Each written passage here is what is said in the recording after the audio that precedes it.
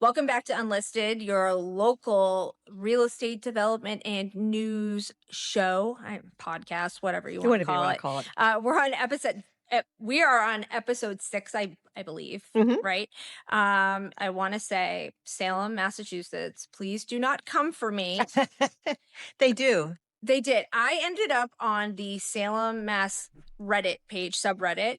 And people were like flipping out about the Shetland Park video and the fact that, we talked about that. Look, we're just talking about it. I have like no connection. In fact, the developer did call me and I didn't call them back to talk about the project. So, yeah, we're getting a lot of people calling and wanting to be on the podcast and having feedback.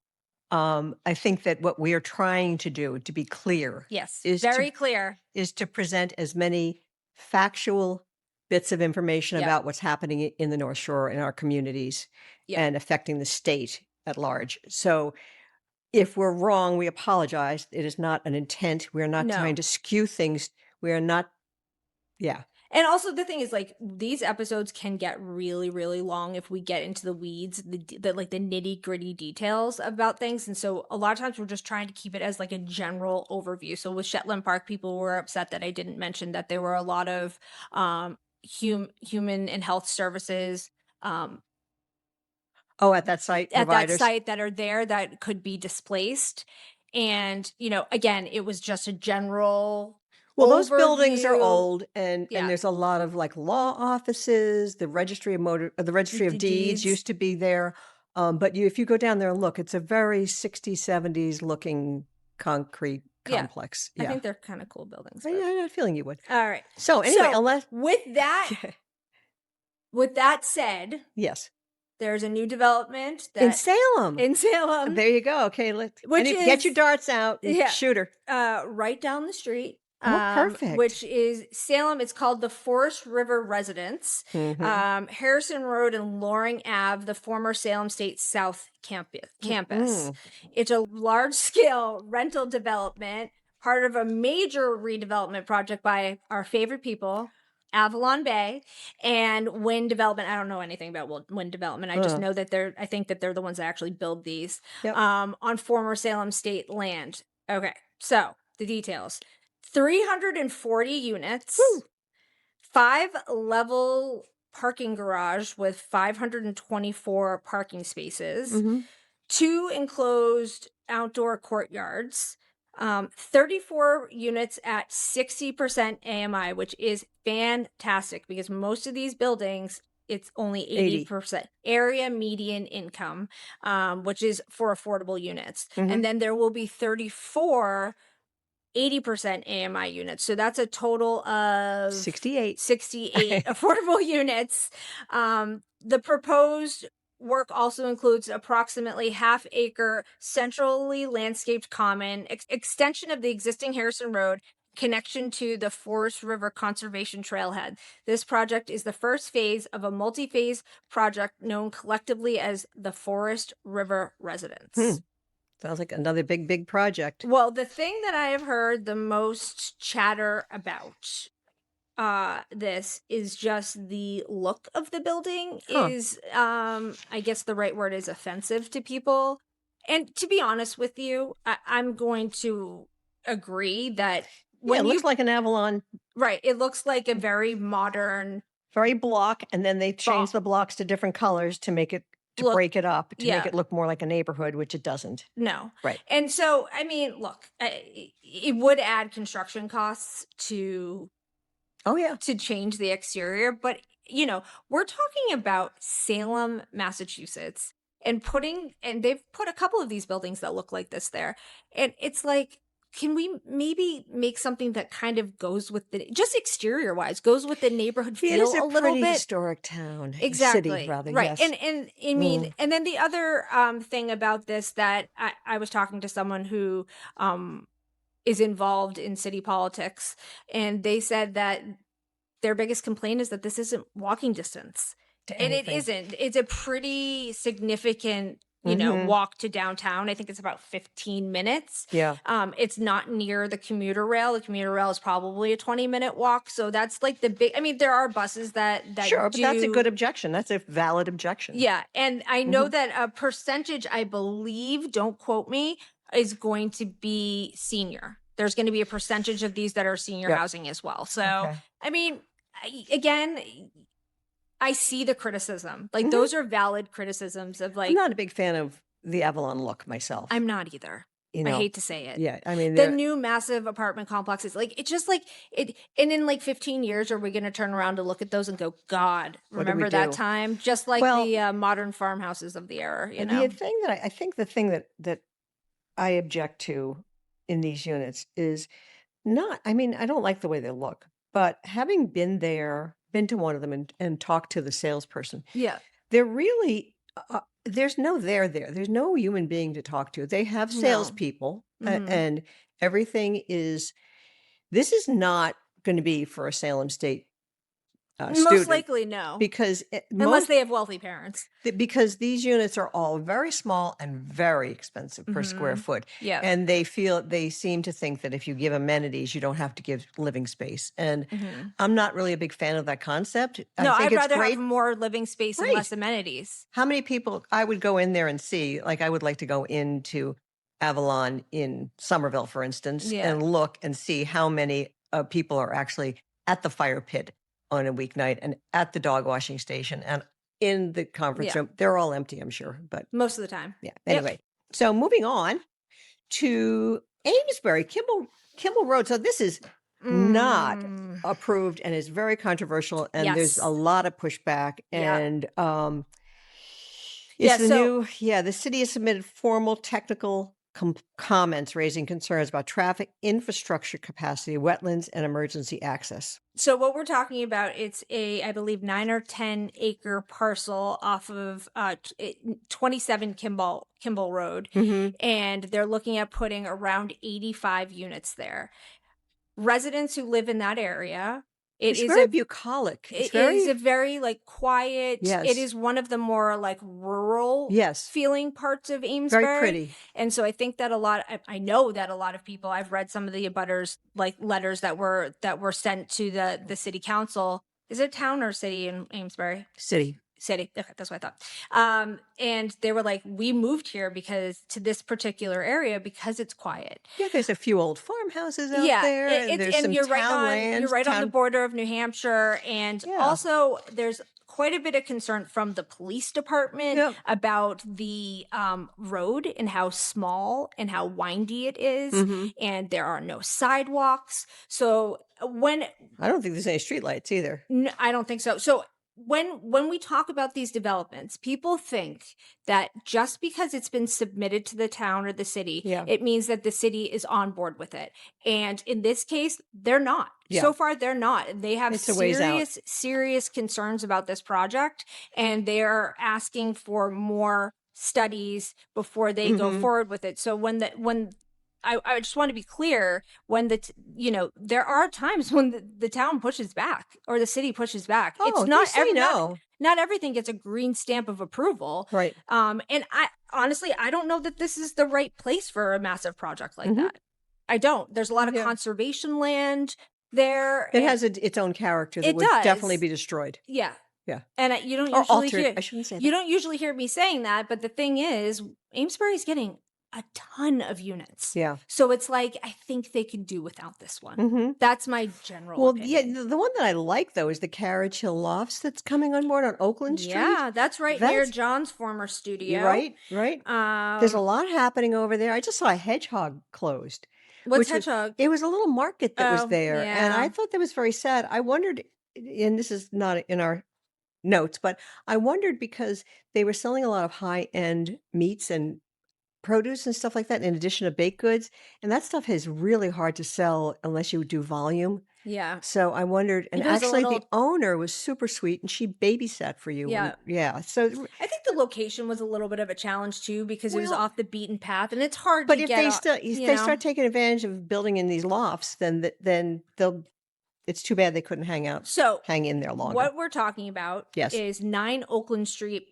in Amesbury. So this is the industrial old mill area of Amesbury, near downtown. What is that restaurant that's in the former train station there in Amesbury? The Barn? Crave? Is that what it's called? Oh, no. Crave? Crave's a couple doors down. The Barn. Yeah, okay. So behind that area, for people who don't know Amesbury, that area down there, and it's off of Elm Street if you go down Chestnut. Yep. It's right, and there's a bunch of old factories that are basically empty. A lot of them are empty, or they're just in really bad disrepair. Maybe they have a couple of like old companies in them, but they don't look great. I think Bear Wolf Brewing is over in that area too. Yep.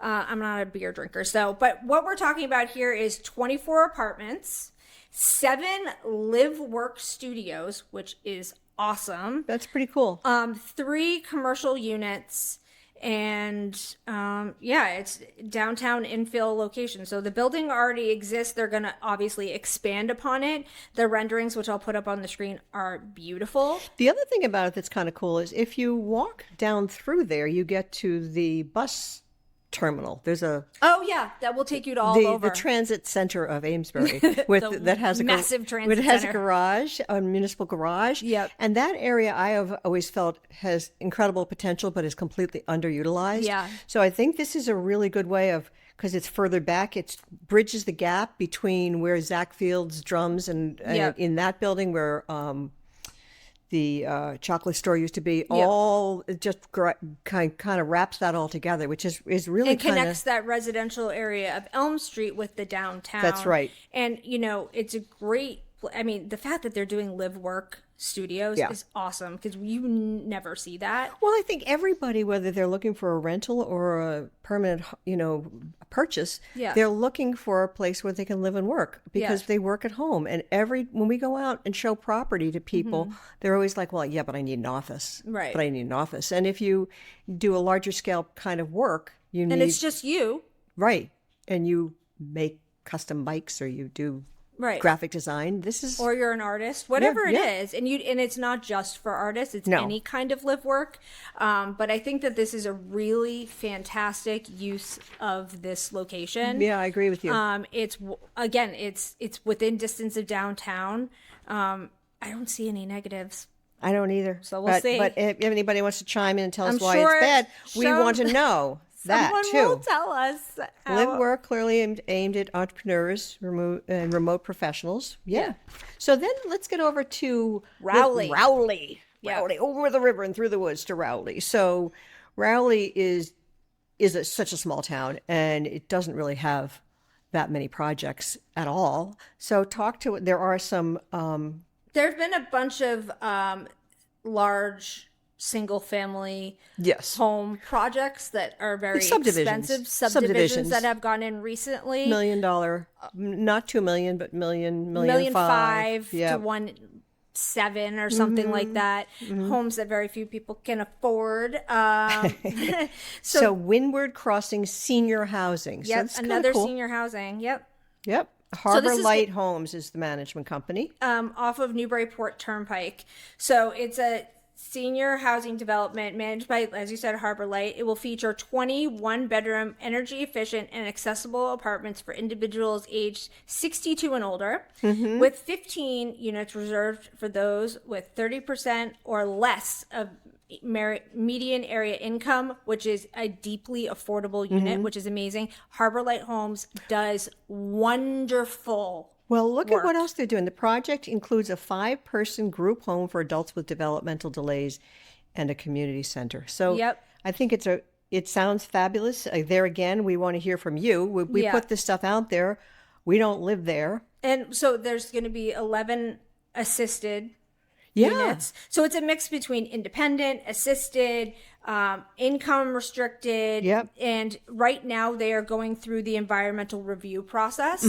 But I mean, it seems like a win. And like I said, Harbor Light Homes does a lot of similar work to what we do at the YWCA, at the affordable housing section of the YW. They're a fantastic organization, and they just do really, really great work on housing that is desperately needed. So I always say this, but I can't see there being pushback on this, but Let's see. We will follow up and let you know how it goes. Yeah. So I want to talk a little bit from the mother's perspective here. Tax laws regarding giving your kids money. So traditionally, we have always thought that if a buyer says my mom and dad are going to give me a down payment, that it had to be limited. So there's two ways it's limited: limited by the tax laws and limited by the banks. How much can they give? Well, actually, the misnomer or the misconception was that you could only give your child $15,000 a year, or there's tax implications for one or other, the donor or the recipient. Okay. That is actually not true. Okay. The gift and inheritance taxes, your gift and inheritance. So let's say, and we all know that my generation has a lot of wealth from the uptick in housing, and also just the economic situations over the past 50 years have taken us to where we are now. You guys were incredibly lucky. We were very lucky. We were very lucky. And our parents paid for it by going to the world wars. But anyway. And our generation is not. There's not. So I guess what I'm trying to tell you here is, if you would like to give your children more money, and you all should if you have it. Can't take it with you, guys. Right. So it actually is not true. You can actually give a lot more than that if you file a Form 706 with the IRS. And what that allows you to do is give your inheritance in advance, basically. Okay. So a lot of people, when they are... Do you want to do that? I think I already have. You want to talk? No.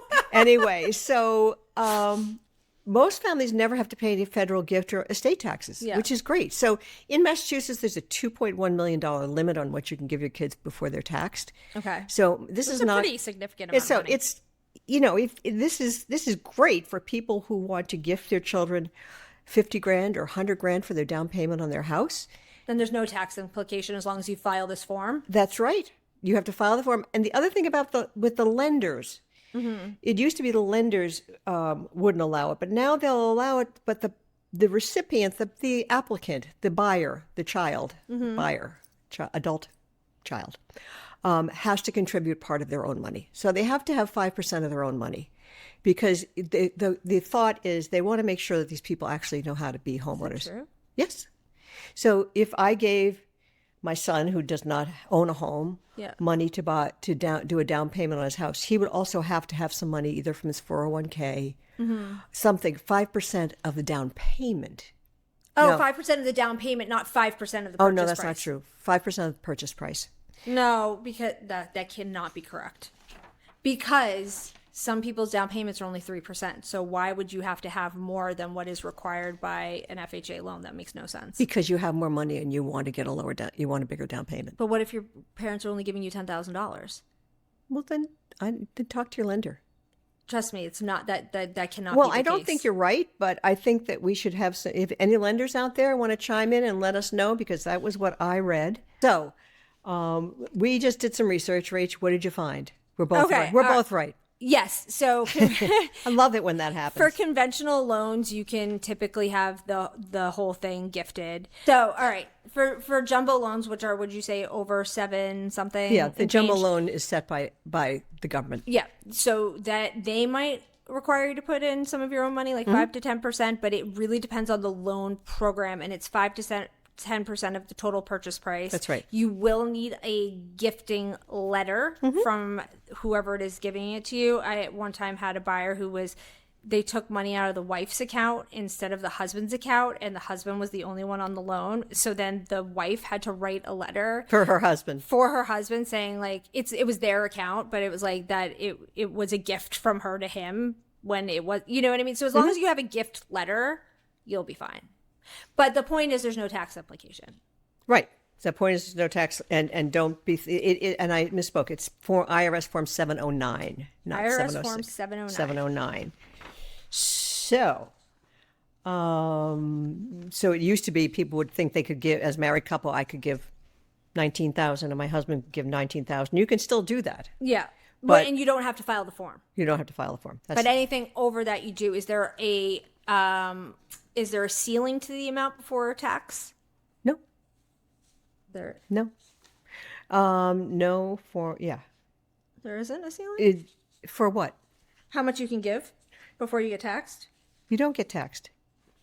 I'm not sure what you're saying, honey. So is there a cap in the amount that you can give to your kids? Yes. Can you give them $5 million? No, I already said that exceeds the $2 million Okay, inheritance. that's what I was just. So it depends. Yeah. You can give a gift or you can give an early inheritance. Those are the two categories. If it's an early inheritance, it requires that Form 709 from the IRS. Has to be under $2 million or else yes, it will be taxed. but I'm not really worried. I'm more concerned about people giving their kids some money so they can buy a house. Got it. Not $2 million. All right. So the other thing that has changed is there's new rules regarding Airbnb tax deductions. So this is really good for people who are W-2 employees who want a little side gig. They want to have an Airbnb. I know you hate Airbnbs. I see the folded arms and the face already.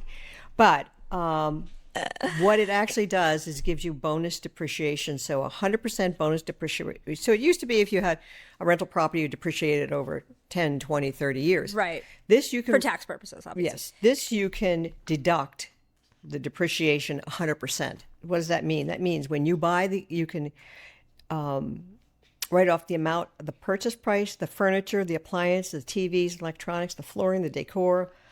The big key... Typically, they'd be depreciated over 5 to 7 years. The big key is that you have to actively manage the Airbnb yourself. You cannot have a service do it for. What do they call that? Our I don't know. There's a weird name. I forget what it's called. So you can't. You have to actually actively manage. It means that doesn't mean you can't hire a cleaning person, but you have to hire the cleaning person to go do it and pay them, or you have to pay for it yourself. So documentation required is that you need to keep records for every purchase. You need to track the date each item is placed in service in the rental, and tax preparers typically claim deductions using IRS Form 4562, depreciation and amortization.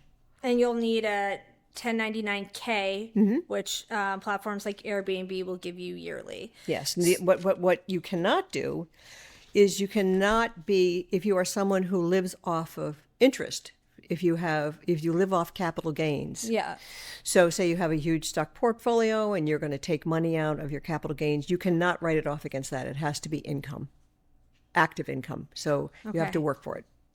This is like, I just have to say, this is like another language for me because like I don't like you're talking in cursive to me. Well, that's okay. I know how to write in cursive too because they used to teach it.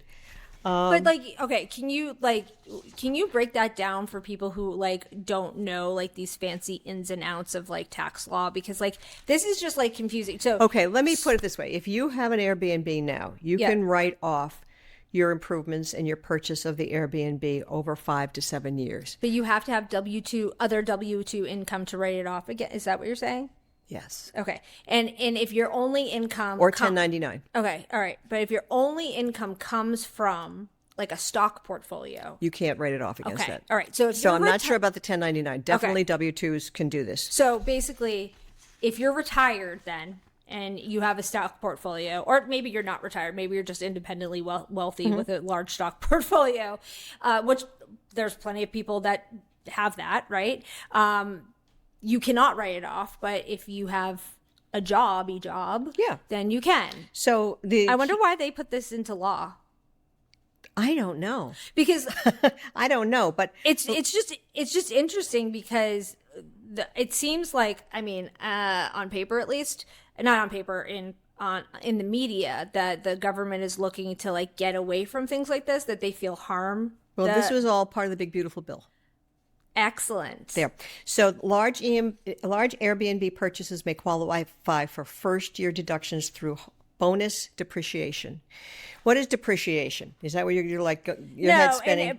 What is your head spinning about? It did say it has to be something that was placed in service after June 25th, 2025 or something. June 15th. This is a new purchase. It's not retroactive. It doesn't. Okay, that's important to note. If you already own the Airbnb, does not qualify. If you buy a new one, sell and buy a new one. Okay, yeah. Yeah. So, yeah. So accurate record keeping is essential. So you can deduct these from your income, just like you can deduct your mortgage payment or your state and local taxes. So, which is another big gift that salt taxes have been raised, so that have been changed, so that now it used to be you could only deduct a set amount of your interest. Now you can deduct all of your interest, and it was $10,000 right before. It was $10,000. Now it's $40,000. Well, I wish my taxes were higher. No, I don't. Well, no, but it includes state and local taxes. So it includes your excise tax on your car. Oh. Yep. It includes your real estate taxes. I just paid my It includes your state income tax. Oh. So if you're paying into the state, that income tax now, it can be added. Say your interest on your house is only, I think mine's like $7,000 $7,000 a year. Yeah. Well, you can tack on top of that the other pieces. So what was I just talking about? Excise tax. Your excise tax, your state income tax, which is a lot in Massachusetts. Yeah. So you 5%. Could be $10,000, $20,000, $30,000. You add those together. So, okay. You add those together. Yeah. And up to $40,000 you can deduct. But like, this is my question. So paying state income tax, but then you can then write those taxes off? That's correct. That doesn't make any Against sense. your federal return. That's so weird. Well, that's what it is. All this stuff is so... Well, it's very granular, and it's very in the weeds. That's why you need a good CPA. Shout out Dan Schaffner. Dan Schaffner. Fritz de Guglielmo. Yeah. Fabulous. Fantastic CPA. Yep. So those are just some tax changes that have been made. I'm not saying they're positive or negative. I'm just saying that they happened. It's interesting that, like, because I guess that would be considered an incentive for short-term rentals, and we've actually seen a dip in the short-term rental market. So it's really strange. I'm just saying it's strange timing, because I thought so too, because I thought we were going in a completely different direction. Right. But yeah, that's all I'm going to say. Interesting. That's all I'm going to say. That's all I'm going to say on that. All right. Well, that is the end of episode 6. Yep. Thank you so much for joining us. Happy spring. We have to say that. It's 70 degrees outside today after the coldest winter, snowiest winter in 10 years. Yes, it is. I thought about taking my snow tires off of my GTI yesterday. No. You live in New England. Don't. And someone said, "Don't be fooled." And don't jinx us all. That's a good point. That's a really good point. Keep your snow tires on, everyone. Yes, and wear your down jackets, even if it's 70. Don't put it away yet. All right, because it will come back. This is deceptive spring that we're in. It's like Indian summer, New but England in retro. tease. Like, it's like the little hint, like, hey, it's gonna get warmer, and then as soon as you're like, oh wow, this is really great, it's like, it's gonna be 21 degrees. It's 21 next day and snowing. So, yep. All welcome right. to New England. So, see you on the next one. See you on the next one.